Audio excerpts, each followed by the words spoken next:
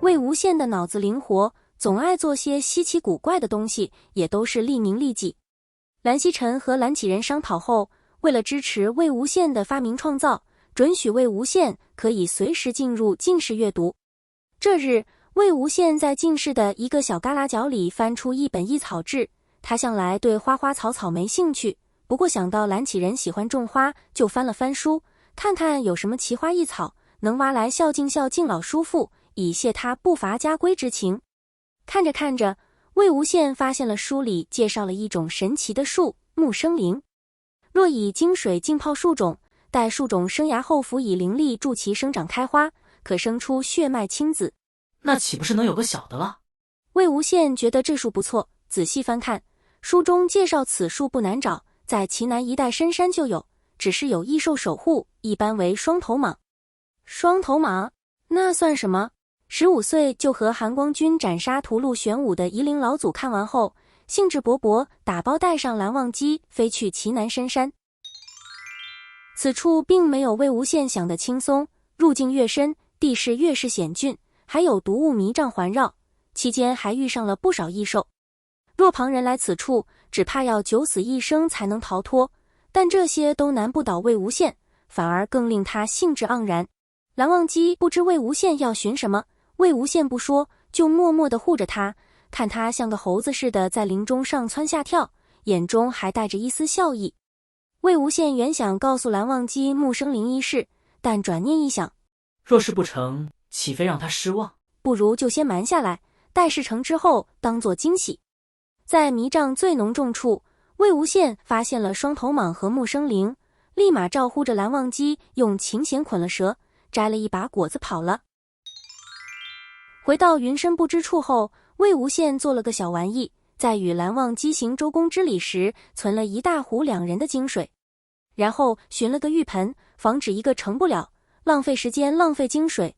魏无羡干脆取出10颗树种一起泡入精水，然后偷偷摸摸地藏在冷泉角落灵气最浓重的地方。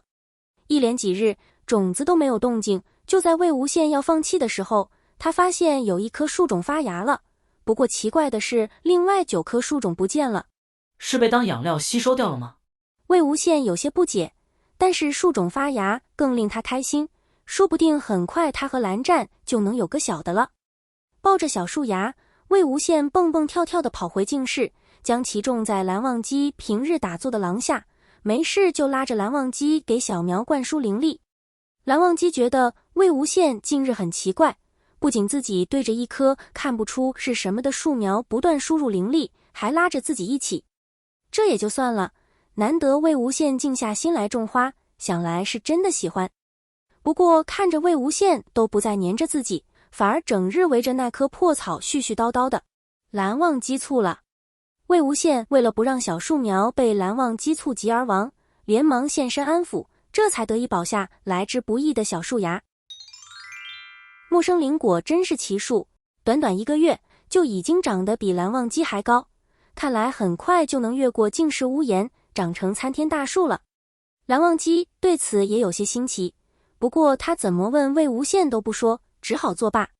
2个月后，木生灵枝繁叶茂，在白雪皑皑的云深不知处十分突兀，它不仅不惧寒不落叶，甚至还结出花苞了。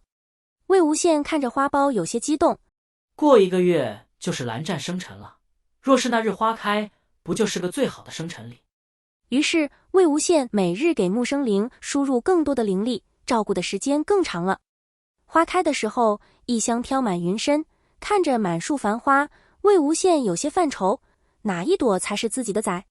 木生灵花期很短，1日后便纷纷掉落，这让魏无羡很失望。书上不是说花落完了，崽子就出来了吗？怎么连个影子都没有？就在魏无羡觉得自己被骗要砍树的时候，发现了一颗青果，才枇杷大小。左思右想后，魏无羡决定再养一养。万一是真的呢？又养了2日，魏无羡又发现另外9颗果子，有些不解，看着最初发现的果子已经变红，被9颗青果包围。说不定这树上长出来的幼崽和一般人不一样，其他9个是食物。算了，兵来将挡，水来土掩，管它是什么，先熟了再说。半个月后，树上挂满了西瓜大小的果子，这场景十分诡异，连蓝启仁和蓝曦臣都好奇地来围观。蓝景仪看着硕大的果子感叹道：“不愧是夷陵老祖，种的树都与旁人不同。”魏无羡看着树上大小不一的西瓜球，心中预感不妙。他想，是不是该和蓝湛透个底呢？可是魏无羡用灵力探过好几次果子，都没有感应到有生命的迹象。或许那本书是骗人的，说不定这些真是西瓜，只是长在树上，所以才被记下来，然后越传越离谱。既然这样，不知道这果子好不好吃？魏无羡越想越觉得自己可能被骗了，就干脆不再想着宰了，拉着蓝忘机在净室各处翻云覆雨。蓝忘机生辰这日，魏无羡拉着他在廊下喝着小酒，看雪缓缓落下。这小酒喝着喝着，气氛就热起来了。魏无羡刚把蓝忘机压在地上，正要狠狠调戏时，啪的一声巨响后，婴儿的哭声传来，蓝忘机立马起身护住魏无羡，魏无羡也瞬间酒醒。所以这果子真能变出崽？魏无羡赶紧抱起崽崽，用衣服包好，然后三言两语和蓝忘机解释了一下。这就很突然，蓝忘机看着被塞进自己怀里的崽，呆若木鸡。魏无羡戳了戳崽崽，惊呼道：“蓝湛，它好软哦！”蓝忘机木愣地看着小崽，还没回神，就被魏无羡抓起一根手指戳了戳崽崽的脸，果真很软。崽崽被两人戳得睁开了眼，和蓝忘机一模一样的琉璃眸子。魏无羡正要感叹崽崽和蓝忘机长得好像时，又传来连串的啪啪果子掉落的声音，然后净室就被一群孩子的哭声包围了。接到蓝忘机的求助后，蓝启仁和蓝曦臣带着小双臂还有一群医师来到净室。